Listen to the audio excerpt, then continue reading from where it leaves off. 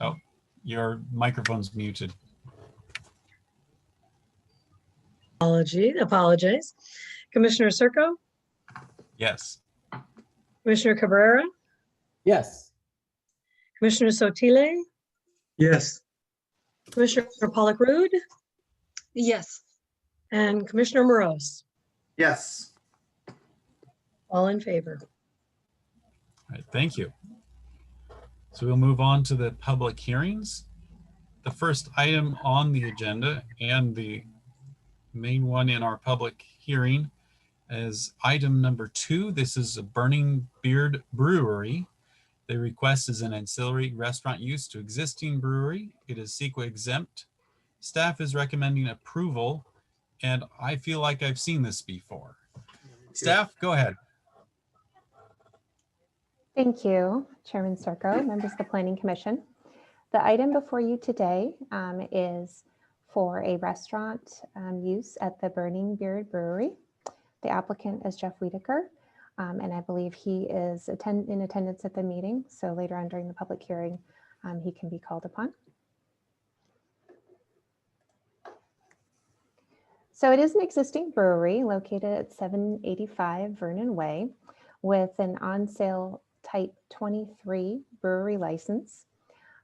It is an allowed use by right per our zoning code, so they do not have a use permit currently for the brewery. The brewery also has a tasting room that's in line with our development standards, and the brewery does list in their project description that they do operate between the hours of 9 a.m. to 9 p.m. daily. Obviously, that's probably during ideal conditions, not during COVID. And there may be some temporary restrictions on this particular use, but the CUP would be for long-term use of the property.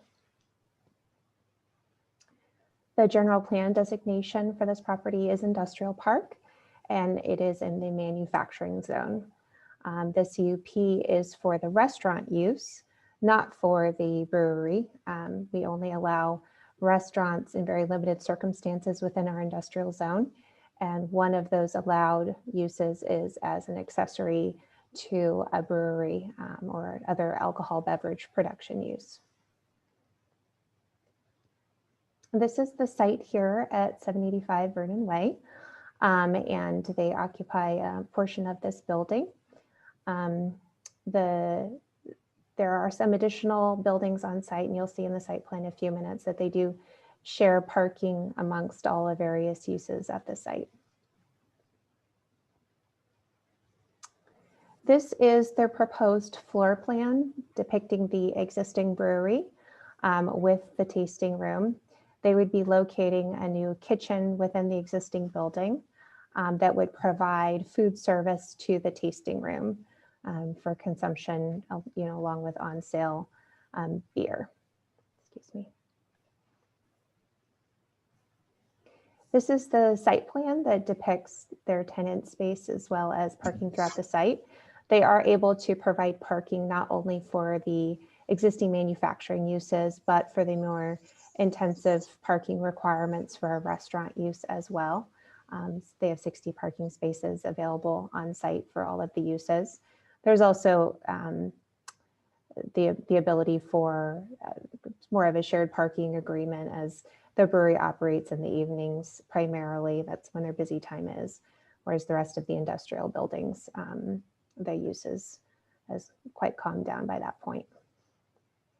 They are proposing a new trash enclosure as well, I should point out on the site plan, just to the south of the building, adjacent to the other building on site. In terms of land use, the primary use of the site or of this tenant space would continue as beer manufacturing as it currently does today. They would just be adding this accessory on-sale food service to provide to their clients and patrons as an additional enhancement or benefit. There's no expansion proposed to the building.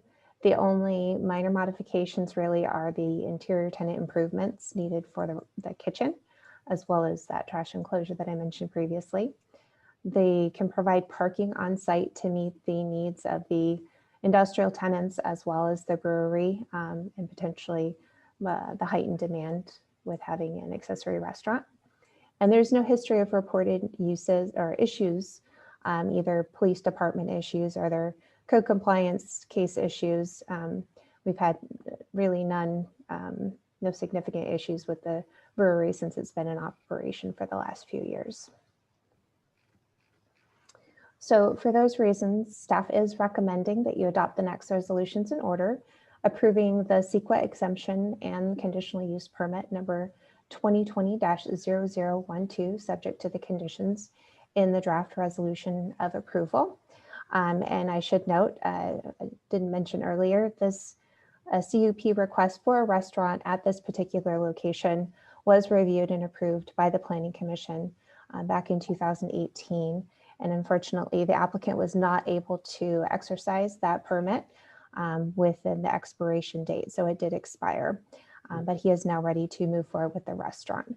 So as I mentioned, he is available if you have any questions, and this concludes staff's presentation. Thank you. Thank you, staff.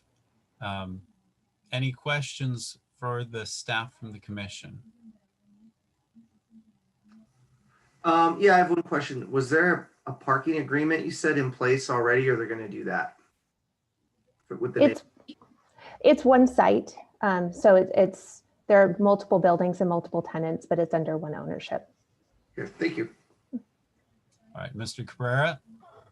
Yeah, I noticed that you have as one of the requirements the building permit, but is it also required to have the health department go through it? Because I didn't see that in the I don't know if I just missed it or if that's part of it or what. That is part of the plan checking process for a restaurant type use. It's just a standard part of the building permit, so we don't typically reference it in the entitlement. Thank you. Any other questions from the commission for staff? Seeing none. Do we have anyone who wishes to speak or public comments that are entered for this agenda item? I do not see any currently in the Q&A, and I do not see any hands raised to speak. Right, I think we still need to open the public hearing. Right. Let's go ahead and open the public hearing. And I will note again that if anyone wishes to make any public comment and they don't want to be on Zoom, they can put in a question or a comment through the Zoom meeting in text form rather than going on camera. At this time, if there's no questions from the public, does the commission have any questions directed towards the operator?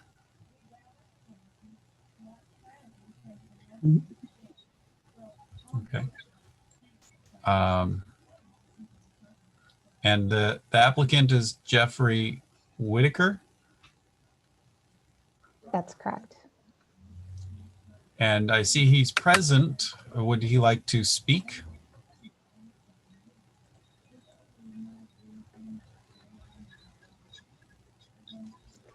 I don't see any indication from the applicant at this time. However, I could make it available for him to speak if you would like to hear from him. Well, I don't see any commissioners with questions. I think, well, unless somebody has a question for him, I think the application speaks for itself.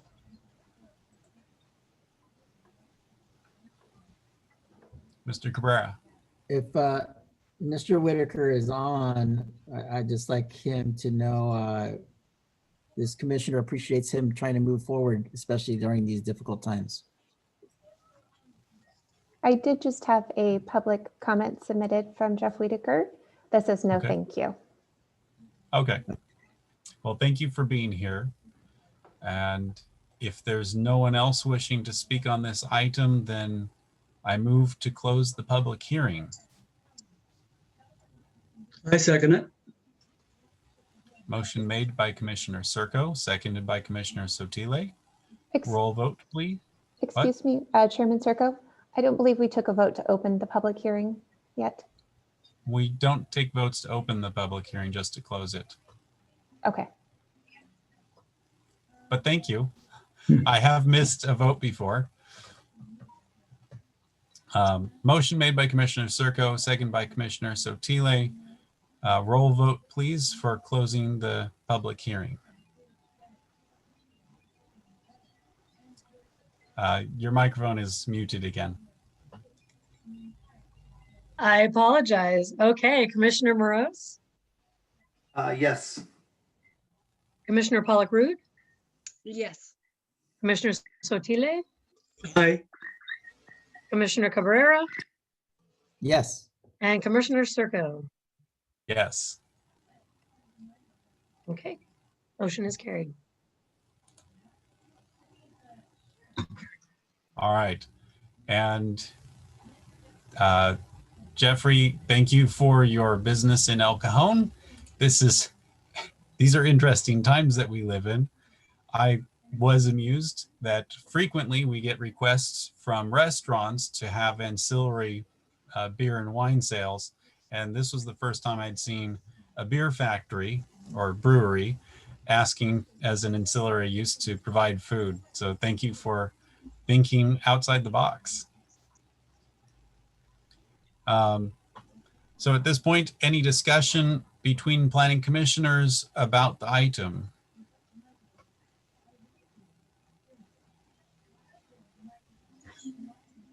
I don't have any, but I'd like to make a motion. All right, let's go for it. I'd like to move to adopt the next resolution in order.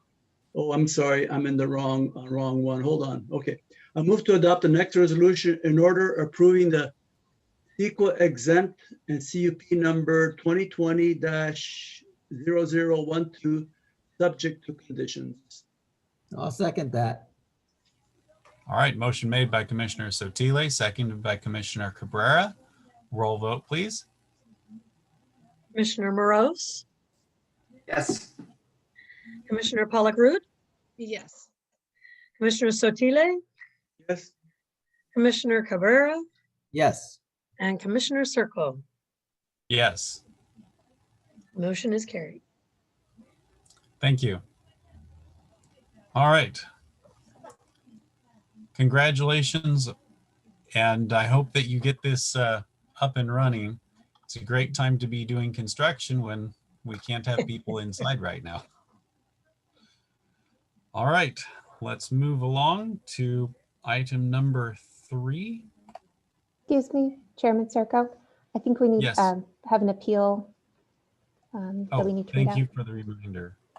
If anybody wishes to appeal this agenda item, you may appeal with the filing of a form and the payment of a filing fee no later than 5 p.m. on Friday, January 29th, 2021 in the city clerk's office. This item is not going to the city council, so this is your appeal period. All right. I do miss things. Agenda item number 3, this is the 2021 zoning code amendment. The request is to initiate a zoning code amendment. It is CEQA exempt, and staff is recommending approval. Staff, go ahead.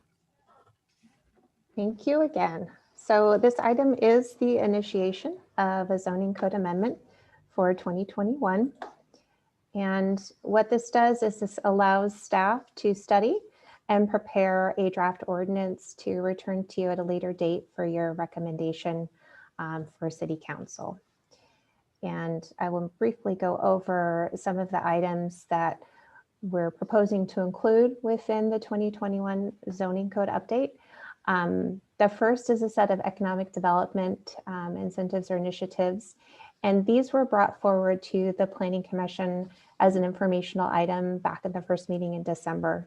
And so we had discussed the possibility of moving forward with these. So this is the formal process to move forward with initiating the zoning code amendment. These include an amendment for outdoor merchandise display, to do some streamlining for food trucks in terms of their permitting process, to look at expanding the types of businesses that can operate from homes or residences, to allow for some adaptive reuse of vacant or underutilized buildings, and to consider relaxing parking standards for changes in use, and also to evaluate our approval processes and minimize the number of discretionary approvals that are required for land use and development. The second half of our zoning code amendment will address primarily housing. And there are several items here that we're going to be looking at. One is, the first is that we need to comprehensively update our accessory dwelling unit or granny flat ordinance. There were a number of state laws that went into effect at the beginning of last year. And the state has issued some guidance on how to interpret those. So we need to update to comply. We are currently implementing the state law as applicable. So we are in compliance, but we do need to update that to clarify what the standards are for everyone. We're going to be also modernizing our residential development standards and creating some new objective design standards for residential development. We were able to apply for some of that SB2 funding that the state offered, and we will be getting some assistance from some professionals in the design industry to help us craft those. There are some other items related to our housing element as well. We'll be updating some of our standards in and around transitional housing and emergency shelters, and also updating, making some changes to our affordable housing density bonus ordinance. So there may be a few other minor changes that I haven't covered that may be brought forward. We do on an annual basis always keep a running list of changes that need to be made to just provide clarity in our zoning code or kind of keep up to date with the changing times. So we should expect to see some other minor changes as well. So our request is that the Planning Commission would adopt the next resolution in order, approving the zoning code amendment initiation. And that concludes staff's presentation. Thank you. Thank you. Any questions for staff on this? We've had several informational meetings where most of these items have been covered, but in case you have any questions, this would be a good time to ask. Mr. Cabrera. Melissa, I had like Paul has said, we've kind of talked about this, and it seems to be coming along quite well. But I had a thought of something when I saw that the ADU was going to kind of be updated, and it goes back to the conversation we had before about being able to get the new RENA numbers. So I've noticed that some of the places where it's possible to maybe put an ADU over a garage, that we're having some height limitation issues in certain zones. Are you going to be looking at maybe changing that a little bit? Because the 20-foot or 21-foot height limitation makes it difficult. Is that something that might be looked at? It's a possibility. I know that when we took the last ordinance amendment to City Council, there was concern about the potential for privacy issues. And now we have to consider the fact that ADUs can now be as close as 4 feet to rear and side property lines. So the higher that we allow for them to be, the more that I guess that could become an issue. Right. I'm just, I'm trying to get away from most properties now are 9 foot to the ceiling, and El Cajon seems to have a lot of 8 foot to the ceiling just to meet those requirements. Plus then the rigidity of the floor. Instead of putting a 14-inch joist, we're putting 9.5-inch joist, which gives us a lot of kind of cheap building construction. And then having such a low pitched roof does not look very elegant. Doesn't make El Cajon stand out.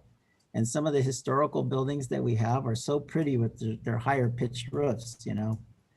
So I would just like to have staff kind of take a look at what maybe might be in the loop. I'm not saying change it, but I'm saying maybe it's something that we could consider. Of course. Mr. Sotile. Yes, Melissa, in transitional housing, I know that we changed the zoning for a couple of motels in which they could be rented for long-term use rather than, motel use.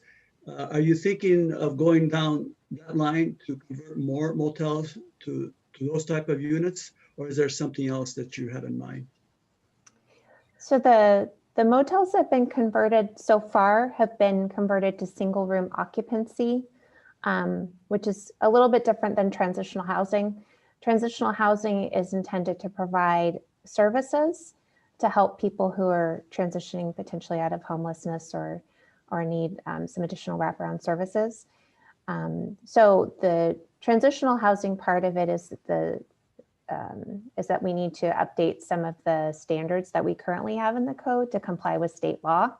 But on the side of doing more SROs, I think that there's a possibility in the future to do more SROs. I think the ones that we've done, the 3 so far, have been fairly successful. So I think that's another option, another way to provide more housing.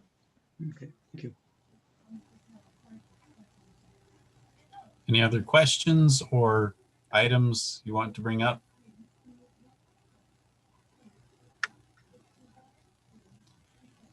Every year, I'm always amazed at how much stuff we get to change and adopt in our zoning ordinances. And I'm always impressed with the planning department and your thoroughness and the way that you listen to our suggestions. So thank you for all the work you put into this. All right, if there are no further questions or items for discussion, this is a public hearing, so we will open the meeting, open the public hearing. If we have any members of the public who would like to comment or weigh in on any of the issues that we are bringing forward in the zoning code amendment, now is a good time to do so.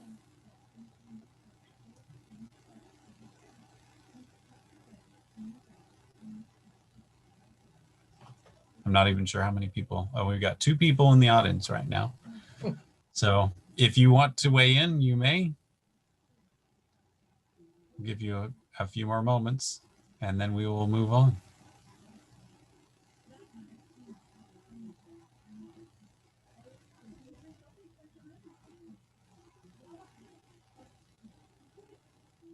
All right. I make a motion to close the public hearing. I second it.